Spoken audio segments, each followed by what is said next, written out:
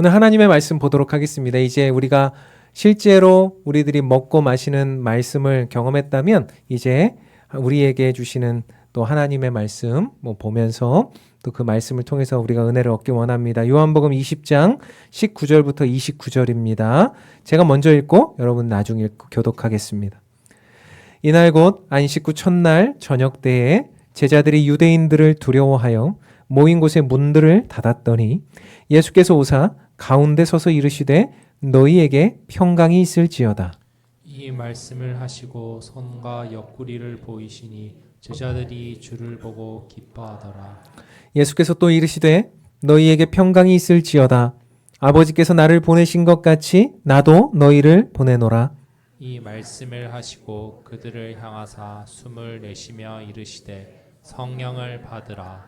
너희가 누구의 죄든지 사하면 사하여질 것이요 누구의 죄든지 그대로 두면 그대로 있으리라 하시니라.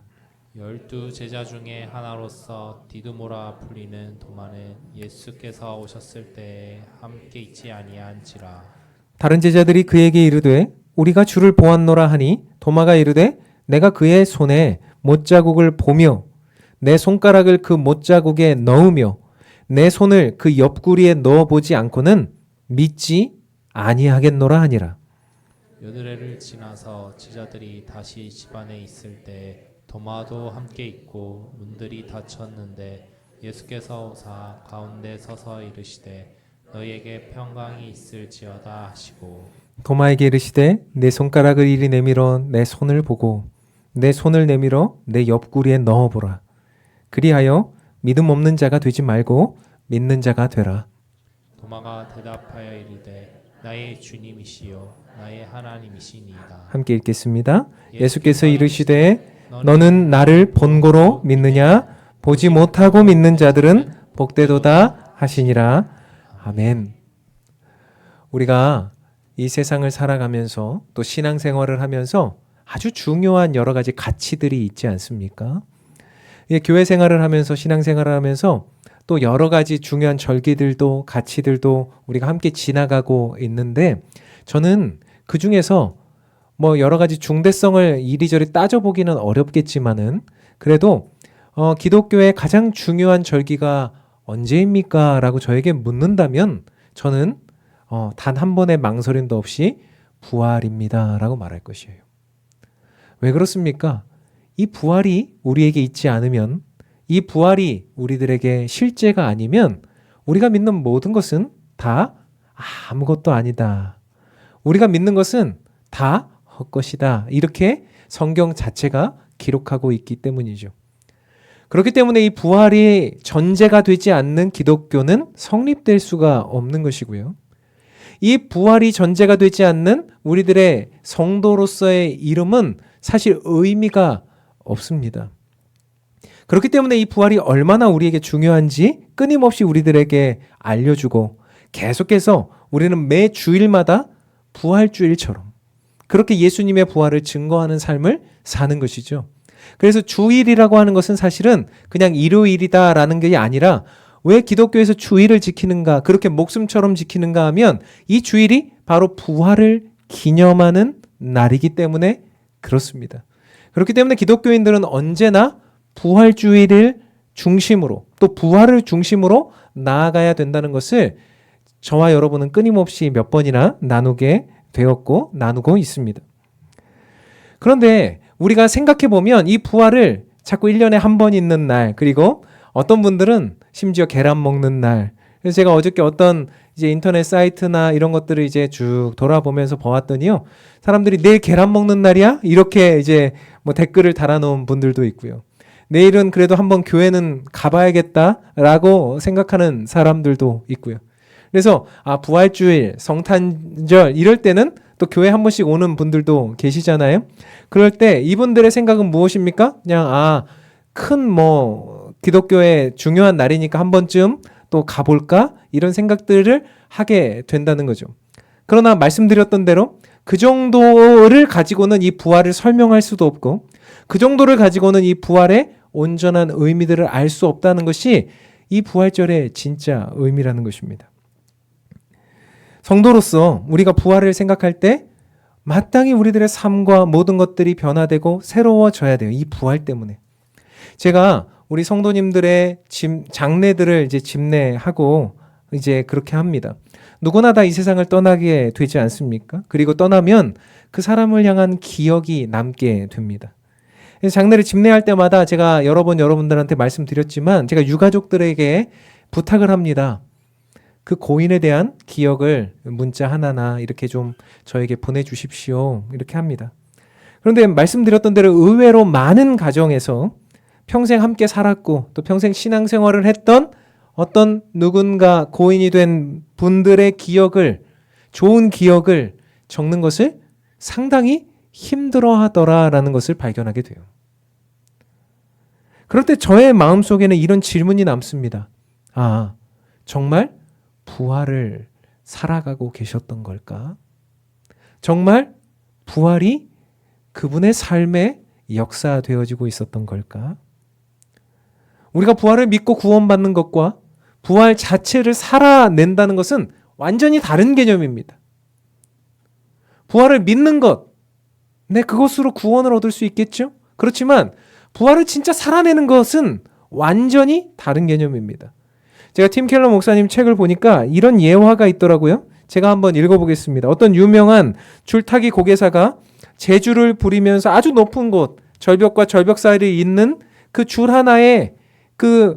하나에 올라서서 그것을 건너는 고개를 버리고 있었습니다. 몇 번이나 그 줄을 왔다 갔다 왕복했습니다. 안정감이 있었고 그는 아주 자신감 있게 그 줄을 건너기 시작했고 많은 사람들이 그 모습을 보면서 박수를 쳤습니다. 너무나 감탄하고 있었어요. 그러면서 이 고개사가 다음 묘기를 보여드리겠습니다 하고 사람들에게 말했을 때 이런 묘기였습니다. 이제 이 90kg이 넘는 이 수레에 제가 사람을 태우고 무사히 이 줄을 건너겠습니다. 여러분, 제가 건널 수 있다고 믿으십니까? 그랬더니 사람들이요, 믿습니다! 막 이랬어요. 그 수레에 사람을 태우고, 이제 그 수레도 무거운데 그 수레에 사람을 태우고 그곳으로 막 건널 수 있다라고 믿으십니까? 하니까 사람들이 진짜 믿어요! 막 이렇게 했어요. 막 심지어 어떤 사람은 너무 잘 믿어가지고 눈물을 흘리고 막 그런 사람들도 있었다고 그래요. 그런데 그 다음 고개사의 말에 사람들이 다 싸늘해졌어요. 무엇이었을까요? 지금 여러분들 중에 한 사람을 태우고 건너고 싶습니다. 누가 자원하시겠습니까? 그랬더니요, 사람들이요, 다 꿀먹은 벙어리가 됐어요. 울던 사람도 눈물이 뚝 들어갔어요. 나는 저기 탈 수 없지. 난 저 사람이 분명히 어떤 사람을 태우고 건널 수 있을 거라는 것은 믿어. 그렇지만 나는 거기에 탈 수 없지. 아무도 나서지 않았다는 거예요. 우리가 부활을 믿는 것과 부활을 정말 살아가는 것은 이런 것과 같아요. 예수님이 부활하셨다는 사실, 믿어요. 눈물을 흘리기도 해요. 예수님 부활하셨어. 나를 위해 죽으셨다가 얼마나 아프셨을까. 그런데 부활하셨어. 너무 좋아. 그래서 돌무덤에서 나오셨어. 너무 좋아. 눈물을 흘리기도 해요. 그런데 우리에게 그 부활을 살아보시겠습니까? 부활을 살아야 되지 않겠습니까? 라고 말하면 다 꿀먹은 벙어리가 되어서 아무것도 하지 못하는 우리들의 모습을 경험할 때 그것이 우리들의 현 주소가 아닌가.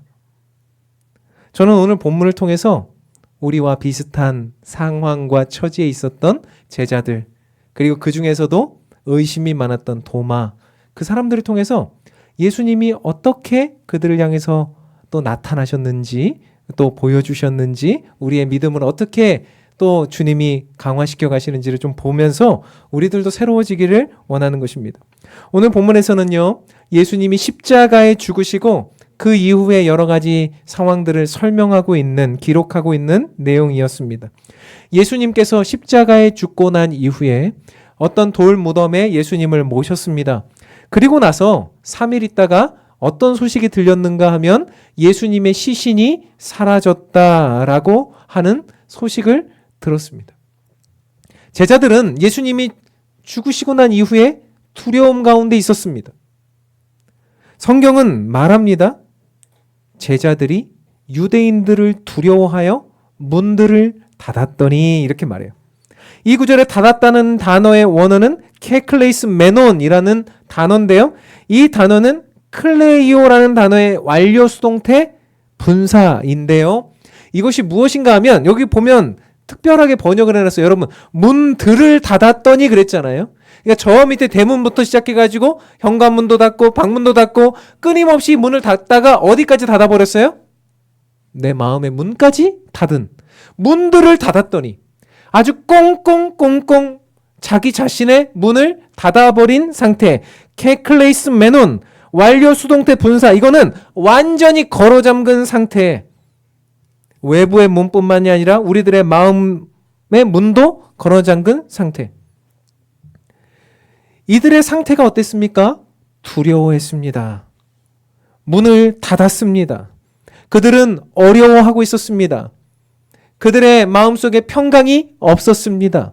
그들의 마음속에 불안감과 염려와 근심만이 가득했습니다.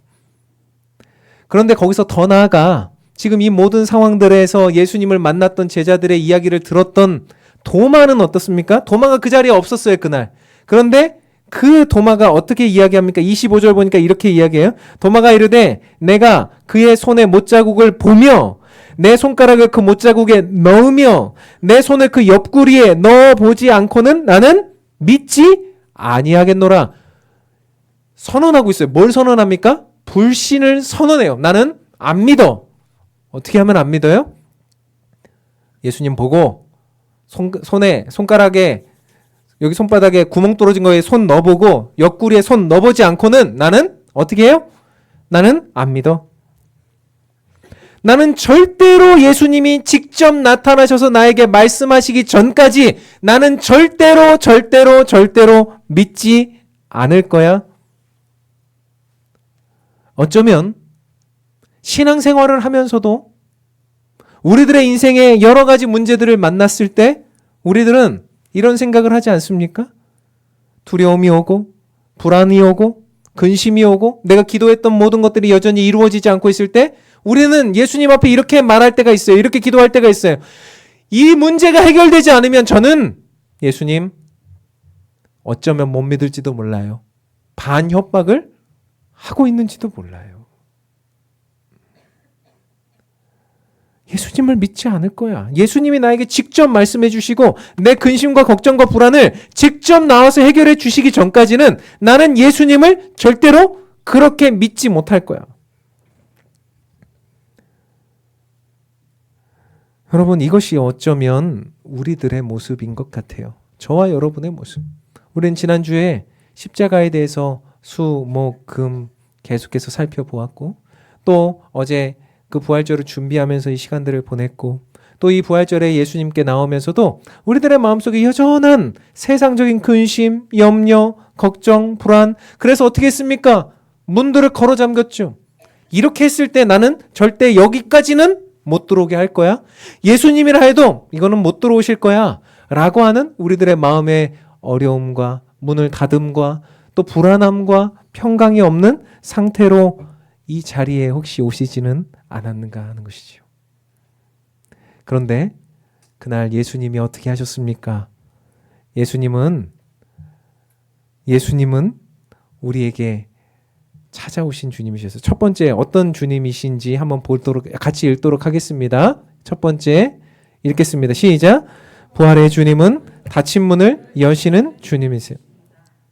오늘 본문에서 나타난 현장은 외부에서 문을 뜯거나 부수지 않고는 결코 들어갈 수 없었던 2중, 3중으로 잠겨져 있었던 문, 완료 수동태 분사로 제가 기록되어 있다라고 말씀드렸죠. 이것은 외부에서 완전히 강한 힘으로 아니면 어떤 신적인 능력을 가지고 들어오시기 전에는 들어올 수 없는 것.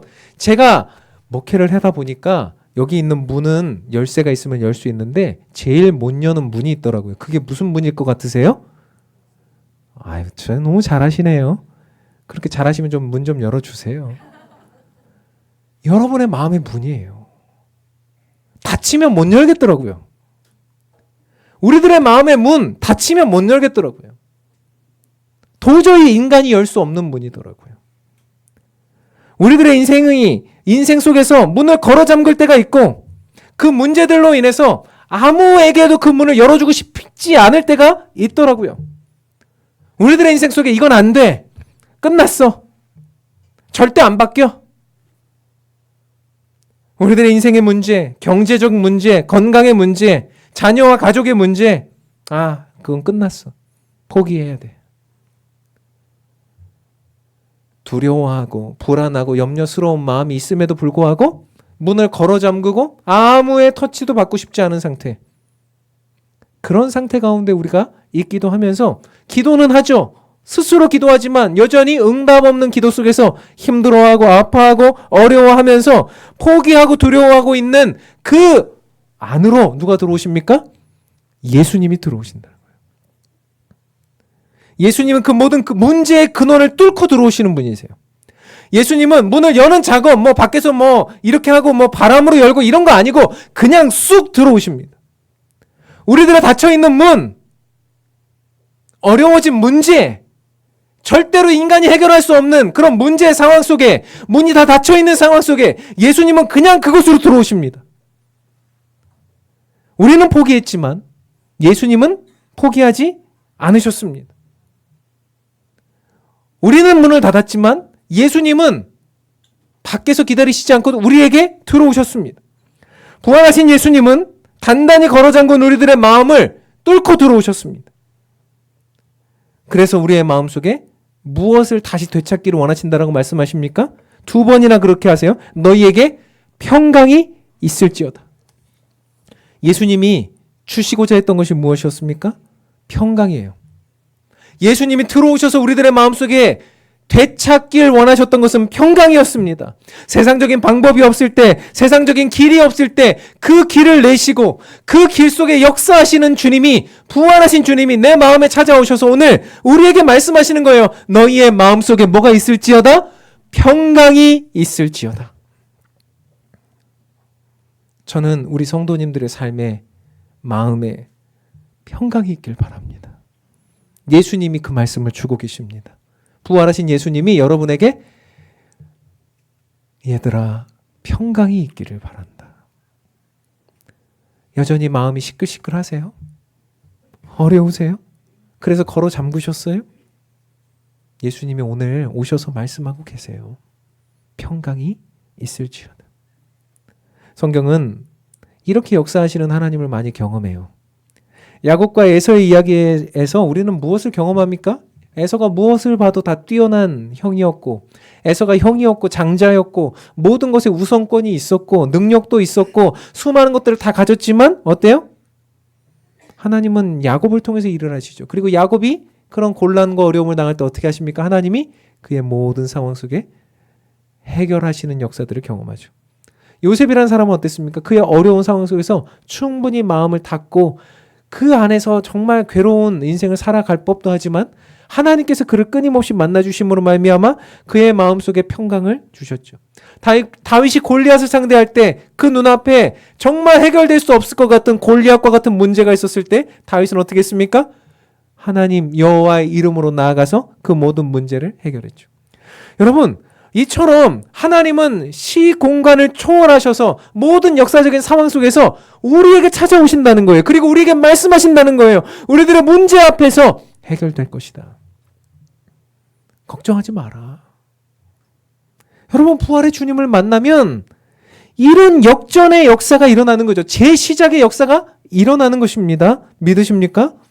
예수님이 우리를 위해 십자가에 목숨을 주신 주님이시라면 우리의 문제 같은 것을 왜 해결해 주시지 않겠습니까?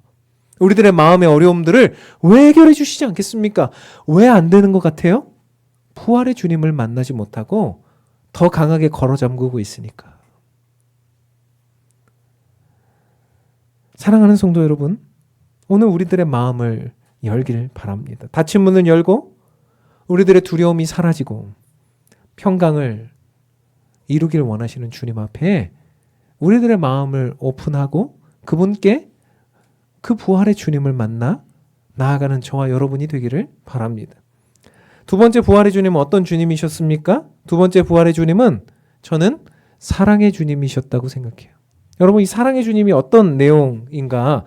오늘 본문으로 돌아오면 도마는 예수님의 부활을 믿지 않았습니다. 사실 인간으로서는 부활을 믿기가 쉽지가 않죠. 그래서 예수님이 믿기 어려워하는 도마를 향해서 이렇게 말씀하셨어요. 27절인데 이렇게 말씀하셨습니다. 도마에게 이르시되 내 손가락을 이리 내밀어 내 손을 보고 네 손을 내밀어 내 옆구리에 넣어보라. 그리하여 뭐가 되라? 믿음 없는 자가 되지 말고 믿는 자가 되라. 여러분 저 같으면요 이 도마 좀 혼낼 것 같아요. 야, 너 나를 오랜 시간 따라다녔고 그렇게 엄청난 역사를 경험했고 내가 죽은 자도 살리는 것도 다 봤고 그런데 내가 스스로 살아날 거라는 걸 왜 못 믿니? 그리고 다른 사람들이 그렇게 말하면 좀 믿어라. 얘야 좀 믿어라. 왜 이렇게 못 믿고 너는 뭐 손가락을 넣어보고 믿는다고? 얘 딱 한번 대봐라. 이렇게 하신 게 아니고요. 이건 저의 수준에서 이야기한 거고 예수님은 혼내시지 않으셨어요. 예수님은 책망하지 않으셨어요. 예수님은 그렇게 믿음 없느냐? 라고 하지 않으시고요. 얘야 내가 다시 나타났다. 네 손가락 여기다 넣어봐라. 옆구리 보여주시면서 또 옆구리까지 또 보여주시면서 여기 네 손가락 넣어봐라. 예수님 지금 뭐 하시고 계시는 거예요?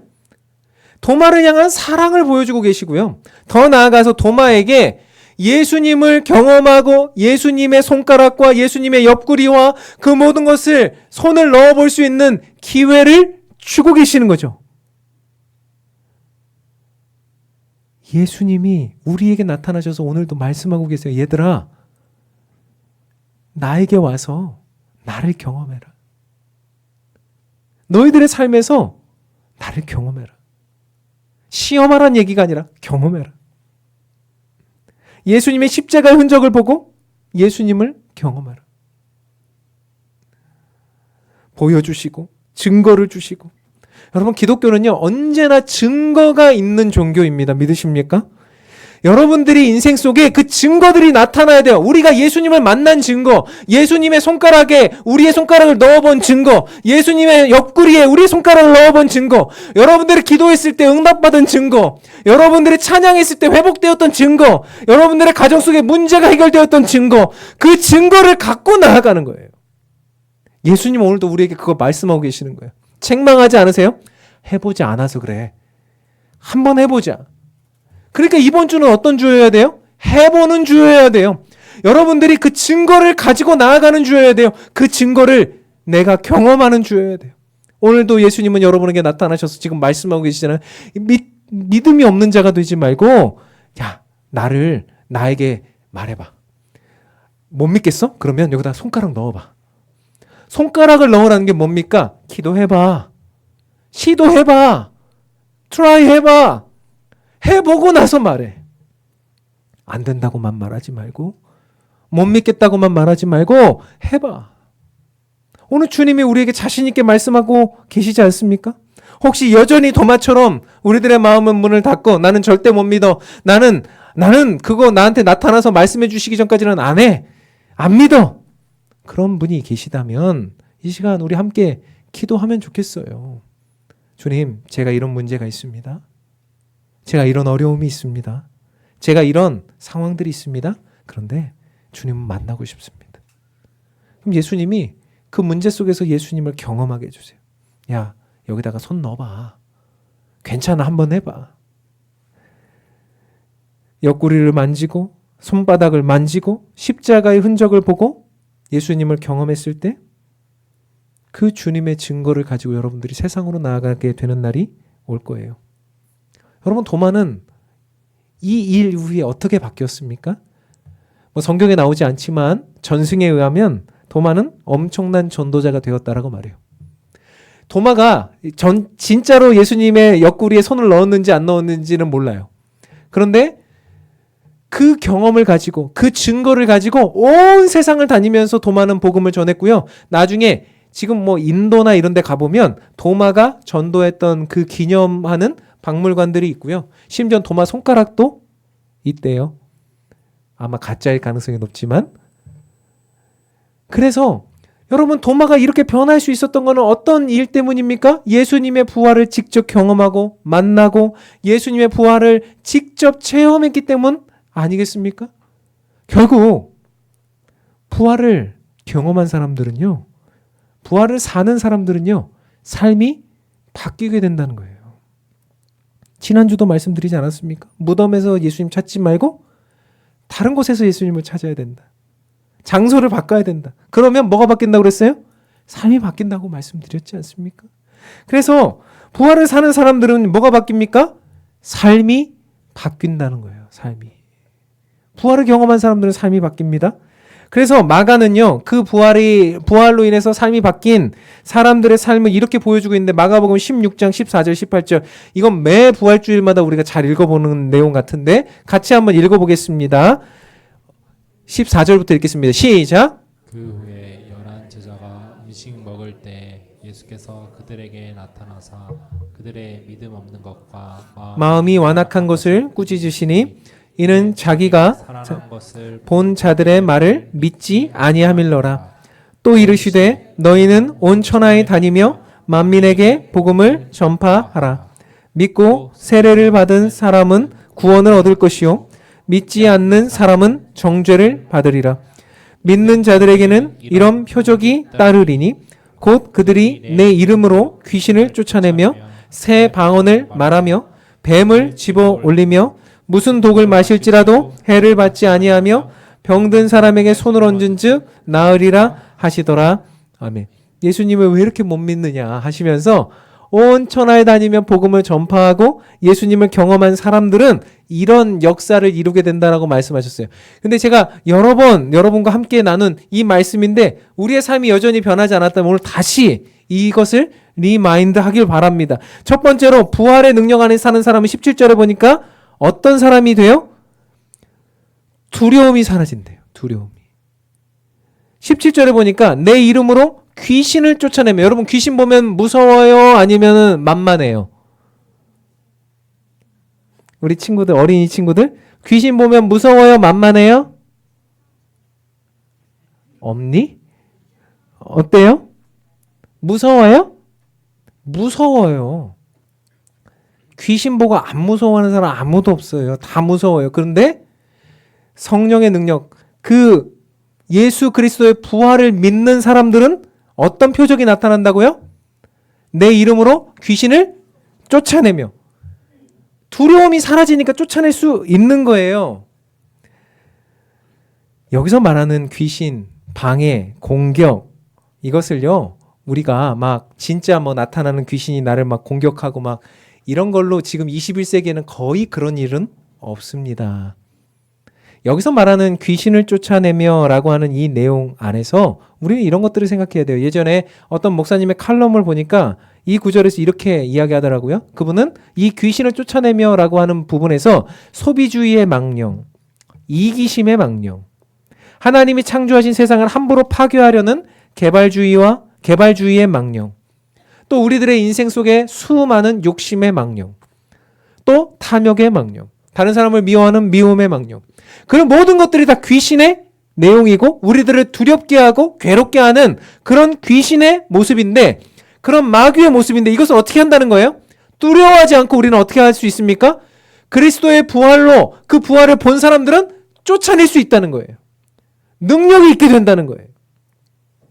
부활의 주님을 만난 사람들은 우리들에게 있는 수많은 이 세상이 주는 수많은 마귀의 생각과 가치관과 세계관들을 쫓아내고 그것에 대해서 대항할 수 있는 힘을 얻게 된다. 부활을 믿는 사람들은 그렇게 된다.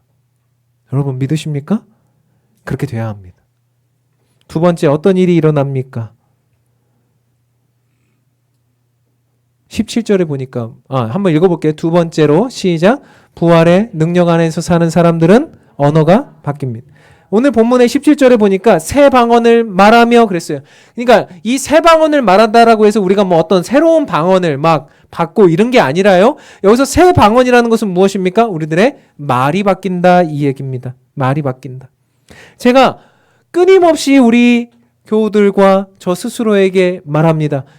말이 바뀌어야 된다. 우리들의 말이. 격려하고 사랑하고 아껴주고 함께하고 살리고 회복시키고 하는 그 말로 우리들의 말이 바뀌어야 된다. 부활을 경험한 사람들은 말을 함부로 하지 않아요.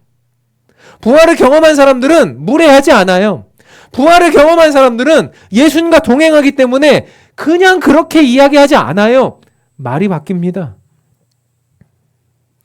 우리들의 인생 속에 말 때문에 얼마나 많은 실수가 있습니까? 성경도 우리들의 혀를 제어하는 사람은 훌륭한 사람이다라고 말할 정도로 우리들의 말이 너무나 중요하죠. 오늘 부활을 경험한 사람들은 뭐가 바뀐다고요? 말이 바뀐다. 언어가 바뀐다. 그래서 여러분 오늘부터 뭐 하기 우리 숙제하는 거예요. 두 번째 뭐 하기? 말 예쁘게 하기. 옆에 있는 분들한테 한번 인사해 보세요. 말 예쁘게 합시다. 또 상대방한테 말하지 말고 나 스스로에게 얘기하는 거예요. 너 말 예쁘게 해. 뭐 이렇게 하지 말고. 제가 말 예쁘게 하겠습니다. 이렇게 해야 돼요. 세 번째, 어떤 일이 일어납니까? 부활의 능력 안에 살아가는 사람들은 뭐예요? 영적 싸움에서 승리해요. 오늘 18절 보니까 이 마가복음 18절 보니까 뱀을 집어올리며 무슨 독을 마실지라도 해를 받지 아니하며 이랬어요. 뱀을 집어올리며 어떤 독을 마실지라도 해를 받지 아니하며. 제가요 예전에 어떤 그 유튜브를 봤는데 이 말을 있는 그대로 고지고대로 해가지고 진짜 뱀 독을 이렇게 해가지고 그 뱀 독을 이렇게 마신 목사님이 있었어요. 죽었을까요? 살았을까요? 죽었어요. 진짜로 죽었어요. 그렇게 해석하는 게 아닙니다. 말씀을. 여기서 말하는 뱀을 집어올리고 무슨 독을 마실지라도 해를 받지 않는다라고 하는 이야기는 무엇입니까? 이 세상이 수많은 그런 독과 같은 독약과 같은 수많은 것들이 우리들한테 밀려와요. 우리의 자녀들한테 밀려와요. 그럴 때 어떻게 해야 됩니까? 우리가 부활의 예수님을 만나면 그것을 대항할 수 있는, 그것을 이겨낼 수 있는 면역과 능력이 생긴다는 거예요. 진짜 독을 마셔도 내가 죽나 안 죽나 보자 이렇게 하는 게 아니고요. 온 세상의 독약과 같은 수많은 어려운 문제들이 우리를 향해 달려 들어올 때, 여러분 요즘에 뉴스를 켜면 정말로 가관이죠. 뭐 마약, 뭐 요즘에 우리 아이들에게 뭐 어떤 성적인 문제, 또 우리들 뭐 아이들만 그렇습니까? 우리들에게 탐욕의 문제, 세상의 어떤 수많은 성공주의의 문제, 이런 모든 것들이 독약처럼 들어와서 우리를 점점 죽여가죠. 건강을 해치죠. 그런 모든 우리들의 문제 속에서 우리가 부활을 경험한 사람들은 어떻게 된다고요? 그것을 막아낼 수 있는 영적 전쟁에서 승리하게 되는 역사가 일어난다는 거예요. 부활을 경험한 사람들, 예수님의 부활을 만난 사람들은 그런 모든 세상적인 것에 굴복하지 않습니다. 믿으십니까? 넉넉하게 이길 힘을 가지게 되는 거죠. 마지막 네 번째, 부활의 능력 안에서 사는 사람들은 어떤 사람이 됩니까? 다른 사람을 살리는 사람이 되죠. 18절에 보니까 18절 후반절에 보니까 병든 사람에게 손을 얹은 즉 나으리라 했어요. 나으리라. 우리가 정말 병든 사람에게 손을 얹어서 나을 수도 있고, 또 오늘 본문에 이야기하고 있는 것처럼 마음이 힘든 사람들에게 기도해 주면서 그 사람이 나을 수가 있고, 그들을 위해서 기도해 주며 또 아껴주며 밥을 한 끼 사주며 또 어떤 여러 가지 어려움의 이야기를 들어주면서 사람들을 살리는 사람들이 된다는 거예요. 내가 힘이 없고 내가 부활의 주님을 못 만났으면 나는 복음을 전할 수 없는 사람이 되는데, 내가 예수님을 만난 부활의 사람이 되면, 그런 사람이 되면 다른 사람들, 우리의 가족들, 우리의 자녀들, 우리의 남편, 우리의 아내, 더 나아가서 나의 이웃들, 수많은 사람들을 살려내는 사람이 될 수 있다라는 것입니다. 사랑하는 성도 여러분, 다시 한번 여러분께 강조드립니다. 부활은 진짜 살아계신 주님을 만나는 거잖아요. 그렇기 때문에 변화가 일어나요. 우리가 교회를 오래 다녔지만 변화가 일어나지 않는 것, 우리가 깊이 우리의 마음을 돌아보고 정말 살아계신 주님이 이 자리에 나타나고 계시는가? 나의 삶에 나타나고 계시는가? 그래서 오늘 네 가지의 변화들이 여러분의 삶에 일어나기를 바랍니다. 결론을 맺으려고 하면서 부활은 새로운 역사라고 말씀을 드렸고, 부활을 산다는 것은 완전히 다른 영역이라고 말씀을 드렸습니다. 한 목사님의 책 가운데 이런 예화가 있어서 제가 소개하고 마치려고 합니다. 부활을 산다는 것은 완전히 다른 파장을 가지고 사는 거잖아요. 유명한 성악 콩쿠르에 가면 예선을 막 다 치른답니다. 예선은 이제 심사위원들 몇 명 이렇게 앉혀놓고 자기가 노래를 부르면 아, 저 사람 잘하는구나 하고 점점점 올라가요. 근데 이 성악가들이요, 예선에서는 별로 큰 차이들이 보이지 않는데 결선에 올라가면 진짜 잘하는 사람하고 그저 그런 사람하고는 차이가 나더라는 거예요. 왜 그런가 봤더니 결선에 올라가면 그 앞에 70명의 악기를 다루는 오케스트라가 나와서 연주를 해요. 근데 여러분 70개의 악기가 이렇게 연주를 하기 시작하면요. 성악가가 아무리 엄청난 성량을 가진 성악가라도 그 악기 소리를 뚫고 관객들에게 그 목소리를 내는 거는 쉬운 일이 아니라는 겁니다. 그런데 진짜 잘하는 사람은요. 그 70개의 악기를 뚫고 목소리를 내는 사람이에요. 생각해보면 소리로만 그것을 낼 수 있겠습니까? 데시벨로 그것을 이길 수 있겠어요? 70개의 악기의 소리를 이길 수 있겠습니까? 아니라는 거예요. 진짜 인류 성악가들은 데시벨로, 성량으로만 그것을 이겨내려고 하는 게 아니라 다른 파장으로 소리를 낸다는 거예요. 다른 파장의 소리를 내면서 사람들에게 들릴 수 있게 만드는 노래를 부르는 사람이 인류다라는 것입니다. 저는 우리가 다른 파장이 있는 성도가 되길 바라요. 우리 교회가 작지만, 우리 교회가 연약하지만 우리 교회가 다른 파장이 있는 교회가 되길 바라요. 저 어린 아이들이, 다음 세대들이 다른 파장을 가지고 온 세상을 살아가는 이들이 이어지길 바라요. 우리가 그 일을 하기 위해서 이제 무엇을 해야 되겠습니까? 부활을 살아야 돼요. 예수님이 우리를 부활시켜 주실 것을 믿으면서 나아가야 돼요. 그리고 그 부활을 우리도 살고 그 부활 때문에 우리도 살리고 세상을 향해서 달려나갈 수 있는 사람들이 되어야 합니다. 이번 한 주간 그거 연습하는 시간이라고 생각하고 열심히 최선을 다해서 부활을 살며 부활을 경험하며 예수님을 만나며 세상을 살리며 온 세상 가운데 그렇게 나아가는 저와 여러분 우리 모두가 되기를 주님의 이름으로 축원합니다. 같이 찬양하고 기도하고 마치려고 합니다.